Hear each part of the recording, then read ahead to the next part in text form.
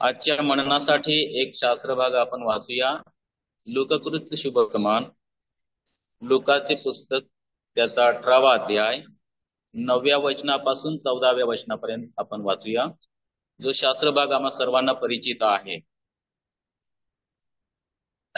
Look शुभवर्तमान 18वा अध्याय 9 ते 14 मी वाचत आहे. आपण धार्मिक आहो असा जे कित्येक स्वतःविषयी भरोसा धरून इतर सर्वांस तुच्छ मानित होते, त्यांनाही त्याने दाखला सांगितला तो असा.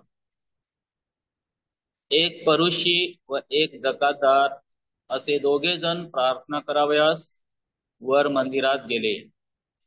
परुषाने उभे राहून स्वतःशी अशी प्रार्थना केली, हे देवा, इतर माणसे लुबाडणारी, अधर्मी, व्यभिचारी आहेत, त्यांच्यासारखा किंवा ह्या जकातदारासारखाही मी नाही, म्हणून मी तुझे आभार मानतो. मी आठवड्यातून 2दा उपवास करतो, जे मला मिळते त्या सर्वांचा दशांश देतो. जकातदार तर दूर उभा राहून वर स्वर्गाकडे दृष्टी लावण्यास देखील न धसता आपला उर बडवीत म्हणाला, हे देवा, मज पाप्यावर दया कर. मी तुम्हास सांगतो, त्या दुसऱ्यापेक्षा हा नीतिमान ठरून खाली आपल्या घरी गेला.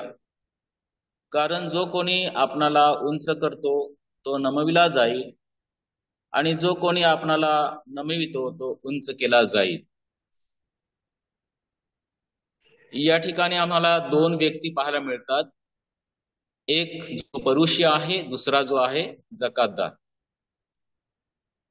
आणि या 9व्या वचनामध्ये आम्ही पाहतो, आपण धार्मिक आहो असा जे किती स्वतःविषयी भरोसा धरून इतर सर्वांस तुच्छ मानित होते, त्यांनाही त्याने दाखला सांगितला. इथे आम्हाला पाहायला मिळते की प्रभू येशू ख्रिस्ताने हा दाखला अशासाठी सांगितलेला आहे की जे स्वतःला धार्मिक समजत होते आणि इतरांना तुच्छ मानत. आम्ही पाहतो की जग जे आहे धार्मिकतेची व्याख्या कर्माप्रमाणे करते. जो आहे धार्मिकता विश्वासाद्वारे गणतो. आणि हा फरक जो आहे आम्ही प्रथम लक्षात घेऊया प्रियानो. पुष्कळांना वाटते की आपण चांगली कर्म केली म्हणजे आपण धार्मिक आहोत, परंतु बायबल आम्हाला असं सांगते की नीतिमान कोणी नाही, एक देखील नाही. रोमकराच्या पुस्तकामध्ये 3रा अध्याय आणि त्याच्या 10व्या वचनामध्ये आम्हाला पाहायला मिळते की नीतिमान कोणी नाही, एक देखील नाही. आणि कर्मांनी कोणीही मनुष्य देवासमोर नीतिमान ठरणार नाही. रोमकराच्या 3ऱ्या अध्यायाच्या 20 वचनात आम्हाला पाहायला मिळते. तर देव जो आहे धार्मिक व्यक्ती पाहत नाही, तर देव जो आहे हा उपासक शोधतो. देव आपल्या भक्तांना शोधतो. देवभक्त कोण आहेत हे तो पाहत असतो. मिखाच्या पुस्तकामध्ये आम्हाला वाचायला मिळते 7व्या अध्यायाच्या ते 2ऱ्या वचनामध्ये, परमेश्वराने स्वर्गातून मानवाकडे अवलोकन केले. त्याने काय पाहिले की भक्त पृथ्वीवर नाहीसा झाला, मिखा 7:2 आणि स्तोत्र 14:2 आणि 3 या वचनामध्ये आम्हाला असं वाचायला मिळते, कोणी समंजस आहे की काय, कोणी देवभक्त आहे की काय, हे पाहण्यासाठी परमेश्वराने स्वर्गातून मानवाकडे अवलोकन केले. ते सर्व मार्गभ्रष्ट झाले आहेत, एकूण एक बिघडला आहे, सत्कर्म करणारा कोणी नाही, एकही नाही. बायबल स्पष्ट सांगते, सत्कर्म करणारा कोणी नाही आणि एकही नाही. पाहायला मिळते लिहिलेला आहे स्तोत्र 10:3 आणि 4 वचनामध्ये की अशा व्यक्ती जो आहे, अशा व्यक्तीची प्रार्थना, दुर्जनाची प्रार्थना देव ऐकणार नाही. एक वचन आपण वाचूया जे स्तोत्र संहितात त्याच्या 10 मध्ये, स्तोत्र 10 जे आपण वाचतो त्या ठिकाणी वचन 3 आणि 4 तिथे म्हटलं आहे की कारण दुर्जन आपल्या मनातील हवेची शेकी मिरवितो, लोभिष्ठ मनुष्य परमेश्वराचा त्याग करून त्याला तुच्छ मानितो. दुर्जन नाक वर करून म्हणतो, तो झडती घेणार नाही, देव नाही असाच त्याच्या सर्व विचाराचा असा. इथे मला पाहायला मिळते की दुर्जन जो आहे तो आपल्या मनातील हवेची शेकी मिरवतो. दुर्जन काय करतो? दुर्जन धर्मशास्त्र कानी पडू नये म्हणून आपला कान बंद करतो. तो त्याची प्रार्थना देखील वीट आणणारी असते. वीट आणणारी आहे. पहा ह्या पुरुषाकडे तो प्रार्थना करीत आहे. प्रार्थना करीत आहे असं भासवीत आहे, मुळात तो प्रार्थना करीत नाही. तो प्रार्थना करीत नव्हता. आता प्रार्थना करणं म्हणजे आम्हाला ठाऊक आहे की प्रार्थना करणं म्हणजे देवाशी बोलणं आहे किंवा देवाकडे मागणं आहे. परंतु तो देवाशी बोलत नव्हता आणि स्वतः मागतही नव्हता. खरं तर त्याने प्रार्थना केलेली नाही. त्याच्या प्रार्थनेमध्ये एक विनंतीही आम्हाला पाहायला मिळत नाही. तर त्याने काय केलंय? त्याने फक्त कौतुक केलंय, स्वतःचं कौतुक केलेलं आहे. तो स्वतःची वाहवा करत आहे, स्वतःची वाहवा करून घेत आहे. आणि तो असं म्हणतो की मी इतरांसारखा नाही किंवा ह्या जकातदारासारखाही नाही. देव किती थोर आहे हे न पाहता किंवा मी किती पापी आहे हे न पाहता तो इतरांपेक्षा किती श्रेष्ठ आहे किंवा कसा सरस आहे याविषयी तो गर्व करीत नाही. आणि तो सतत म्हणतो त्याच्या त्या ह्याच्यामध्ये प्रार्थनेमध्ये की तो म्हणतो की मी असं करतो. तर आम्हाला पाहायला मिळते की त्याचं जीवन जे आहे त्याच्या जीवनावरून आम्हाला पाहायला मिळते की एक गर्विष्ठ आहे किंवा स्वसंतुष्ट असा तो आहे. स्वसंतुष्ट असा आम्हाला पाहायला मिळतो. प्रियानो, बायबल असं सांगते की गर्व जो आहे, गर्व झाला की अप्रतिष्ठा आली. नीतिसूत्राच्या 11व्या अध्यायाच्या 11:3 मध्ये आम्हाला 11:2 मध्ये आम्हाला पाहायला मिळते की गर्व झाला की अप्रतिष्ठा आली. तसेच गर्व झाला की नाश ठेवलेला आहे. नीतिसूत्रे 16:18 मध्ये आम्हाला वाचायला मिळते. इयोबाच्या पुस्तकामध्ये अलिहू देखील म्हणतो, देव कोणाला तुच्छ मानत नाही. तो समर्थ आहे तरी देखील कोणाला तुच्छ मानित नाही. इयोब 36:5 मध्ये. आणि जो शेजाऱ्याला तुच्छ मानतो तो बुद्धिशून्य आहे असं देखील नीतिसूत्रामध्ये 11:12 मध्ये म्हटलेलं आहे. या पुरुषाने काय केलेलं आहे? हा पुरुषी जो आहे हा मंदिरात गेलेला आहे, उभे राहून स्वतःशी प्रार्थना केली आहे.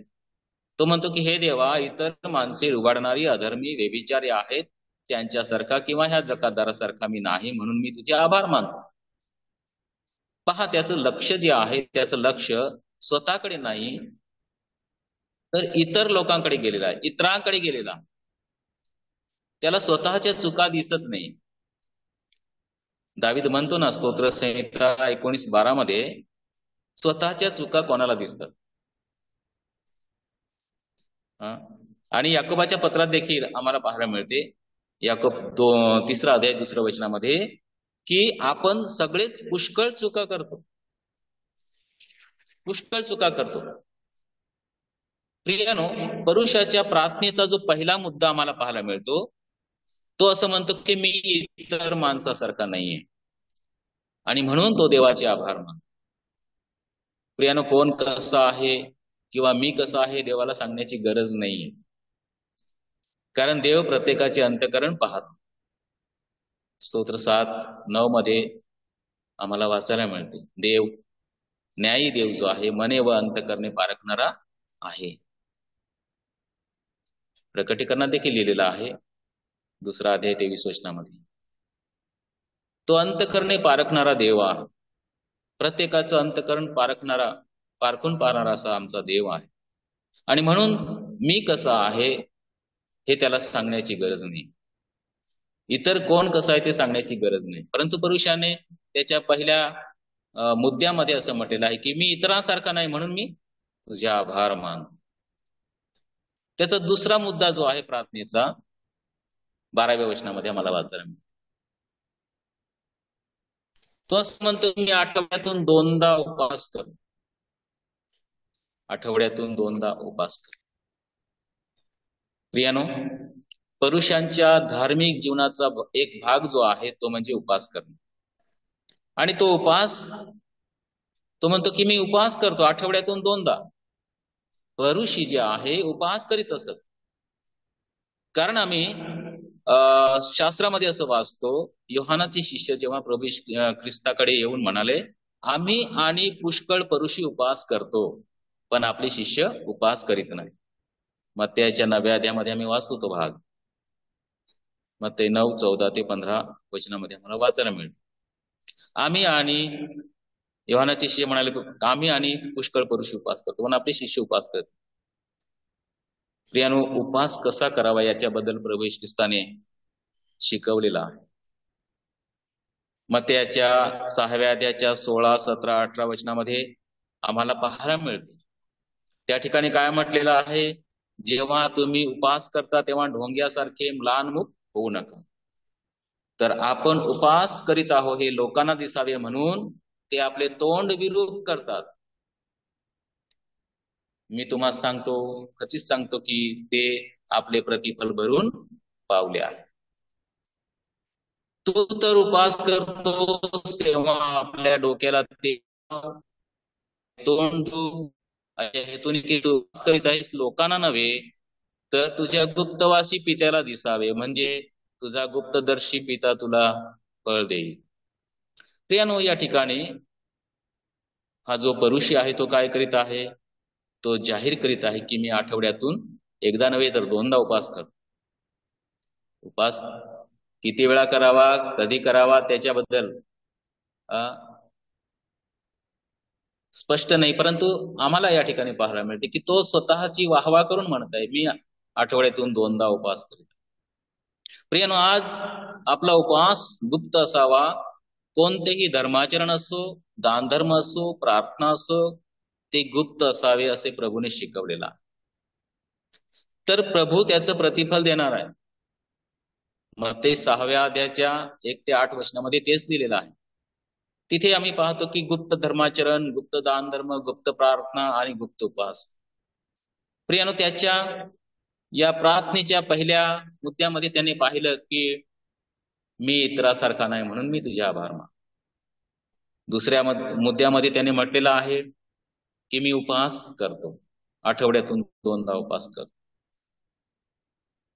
आता त्याच्या प्रार्थनेचा तिसरा मुद्दा जो आहे, तो तिसरा मुद्दा आम्हाला पाहायला मिळते. तो म्हणतो की जे मला मिळते त्या सर्वांचा दशांश देतो, 10वा भाग देतो. प्रियानो, इस्रायली लोकांना दशांश देण्याची देवाची आज्ञाच होती. अनुवादच्या 14व्या अध्यायाच्या 22-23 वचनामध्ये म्हटलेला आहे की दशांश अवश्य वेगळा करून ठेव. तर दशमांश देणे हे त्याचं कर्तव्यच होते. सेनाधीश परमेश्वर म्हणतो मलाकीच्या पुस्तकामध्ये 3 अध्याय 10 वचनामध्ये की माझ्या मंदिरामध्ये अन्न असावे म्हणून सगळा दशमांश तुम्ही भांडारात आणा, म्हणजे मी आकाश कपाटे उघडून जागा पुरणार नाही एवढा आशीर्वाद तुम्हा करता वर्षितो की नाही पहा, याविषयी माझी प्रतीती पहा. आम्हाला पाहायला मिळते पुरुषाच्या प्रार्थनेचे 3 मुद्दे त्याने स्वतःविषयी जे सांगितले आहेत की मी इतरांसारखा नाही म्हणून मी तुझे आभार मानतो. दुसऱ्या मुद्द्यामध्ये त्याने म्हटलेलं आहे की मी आठवड्यातून 2दा उपवास करतो. तिसरा मुद्दा त्याचा आहे दशमांश बद्दल. तो म्हणतो की मी जे मला मिळते त्याचा दशमांश देतो. देणं त्याला भागच होतं, त्याचं कर्तव्यच होतं, कारण देवाची आज्ञा तशी होती. आता आम्ही जकातदाराच्या प्रार्थनेकडे वळतो 13व्या वचनामध्ये. 13व्या वचनामध्ये जेव्हा आम्ही पाहतो, वचन 13, जकातदार तर दूर उभा राहून वर स्वर्गाकडे दृष्टी लावण्यास देखील न दसता आपला ऊर बडवीत म्हणाला, हे देवा, मज पाप्यावर दया कर, मज पाप्यावर दया कर. प्रियानो, जेव्हा आम्ही या जकातदाराची प्रार्थना पाहतो, तो मंदिरात गेलेला आहे तरी दूर उभा आहे. याचं कारण जे आहे, यहुदी लोक जकातदारांना भ्रष्ट किंवा पापी समजत आणि त्यांना तुच्छ लेखित. एक परुषी जे आहे प्रभूच्या शिष्यानं म्हणाले नाही का, तुमचा गुरु जकातदार व पापी लोक यांच्याबरोबर का जेवतो? मत्त्याच्या 9व्या अध्यायाच्या 10, 11, 12 वचनामध्ये आम्हाला पाहायला मिळते. आणि हे ऐकून प्रभू येशू ख्रिस्त म्हणाला, निरोग्यांना वैद्याची गरज नाही, तर रोग्यांना आहे. कारण मी नीतिमानांना नव्हे तर पापी जणांना बोलावण्यासाठी आलो आहे. प्रियानो, हा जकातदार वर स्वर्गाकडे दृष्टी लावण्यास देखील दसदार, तर तो आपला ऊर बडवीत आहे, ऊर बडवून घेत आहे आणि देवाकडे याचना करत आहे, हे देवा, मज पाप्यावर दया, मज पाप्यावर दया. प्रियानो, त्याची ही लहानशी प्रार्थना आहे. मी पापी आहे असे तो मनापासून कबूल करत आहे. मी पापी आहे मनापासून कबूल करीत आहे आणि तो स्वतःला अपात्र समजत आहे. तो देवासमोर नम्र झालेला आहे आणि देवाने त्याची प्रार्थना ऐकलेली आहे. तो नीतिमान ठरवून आपल्या घरी गेले. जकातदाराला काय मिळालं?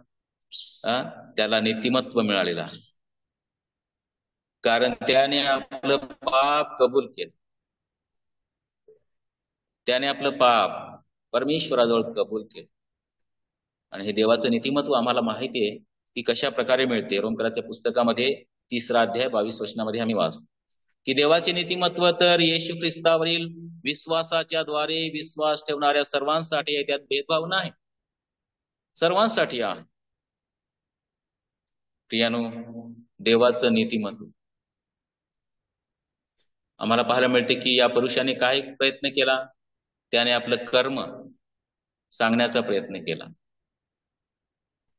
परंतु रोमकराच्या 3ऱ्या अध्यायाच्या 20 वचनामध्ये आम्ही वाचतो की कर्माने, नियमशास्त्रातील कर्माने कोणीही मनुष्य नीतिमान करत नाही.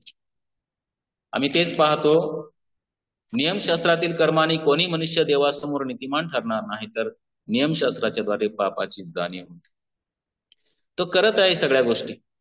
तो म्हणतो की मी उपवास करतो, मी दशांश देतो, कर्मावरती भरोसा करत आहे. परंतु या जकातदाराची लहानशी प्रार्थना जेव्हा आपण पाहतो, एका वाक्यात त्याने प्रार्थना केली आहे, हे देवा, मज पाप्यावर दया. प्रियानो, आज आम्ही जे प्रभूचे लोक आहोत, जे आम्ही तारलेले लोक आहोत, आम्ही आजही प्रभूकडे दयेची याचना करण्यासाठी जायला पाहिजे. याकरता एक वचन आपण वाचतो, इब्री लोकासपत्र त्याचा 4था अध्याय, इब्री लोकासपत्र त्याचा 4था अध्याय आणि 14व्या वचनामध्ये म्हटलेलं आहे. इब्री लोकासपत्र त्याचा 4था अध्याय आणि 14व्या वचनापासून आम्ही असं वाचतो, तर मग आकाशातून पार गेलेला देवाचा पुत्र येशू हा थोर प्रमुख याजक आपल्याला आहे, म्हणून आपण जो पत्कर केलेला आहे तो दृढ धरून राहू. कारण आपल्या सर्वांच्या दुर्बलतेविषयी ज्याला सहानुभूती वाटत नाही असा आपला प्रमुख याजक नाही, तर तो सर्व प्रकारे आपल्याप्रमाणे पारखलेला होता तरी निष्पाप राहिला. तर मग आपल्यावर दया व्हावी आणि ऐनवेळी सहाय्यासाठी कृपा मिळावी, म्हणून आपण धैर्याने कृपेच्या राजासनाजवळ जाऊ. प्रियानो, आज प्रभूकडे जाण्याचे आम्हाला धैर्य प्राप्त झालेलं आहे. ते ख्रिस्तामुळे झालेलं आहे. जकादाराकडे पण पाहिजे, त्याला धैर्य पण नव्हतं. स्वर्गाकडे दृष्टी लावण्यास देखील तो धजला नाही. पण आज आम्हाला जे धैर्य प्राप्त झाले ते केवळ प्रभू येशू ख्रिस्तामुळे आलेलं. आमचा प्रमुख याजक जो प्रभू येशू ख्रिस्त, जो निष्पाप होता, सर्व प्रकारे पारखलेला होता, आपण त्याच्याजवळ ऐनवेळी सहाय्यासाठी कृपा मिळावी म्हणून धैर्याने त्याच्याजवळ आपण जाऊ शकतो. आणखी एक वचन आपण वाचूया, 1 योहान त्याचा 5वा अध्याय आणि त्याचं 14 वचन आपण वाचतो. त्याच्या समोर येण्यास आपल्याला जे धैर्य आहे ते ह्यावरून की आपण त्याच्या इच्छेप्रमाणे काही मागितले तर तो आपले ऐकते, आणि आपण जे काही मागतो ते तो ऐकतो, हे आपल्याला ठाऊक आहे. प्रियानो, प्रार्थनेसाठी जात असताना आम्ही स्वतःकडे पाहणं जरुरी आहे. मी कसा आहे, माझं जीवन कसं आहे, इतर कसे आहेत, इतर काय करतात, आमच्या प्रभूला माहिती आहे. आम्ही काय करतो हे देखील प्रभूला माहिती. परंतु माझं जीवन परमेश्वरासमोर, देवासमोर कसं आहे हे मला सांगण्याची गरज आहे. या दोन व्यक्तींच्या प्रार्थनेमधून आम्हाला काय पाहायला मिळते की एकाने स्वतःला उंच केलं, परंतु आम्ही शेवटलं जे वचन पाहिलेलं आहे त्या ठिकाणी 18व्या अध्यायामध्ये, लुकाच्या 18व्या अध्यायाच्या 14 वचनामध्ये प्रभू काय म्हणाला, मी तुम्हाला सांगतो त्या दुसऱ्यापेक्षा हा नीतिमान ठरून खाली आपल्या घरी गेला. कारण जो कोणी आपणाला उंच करतो तो नमविला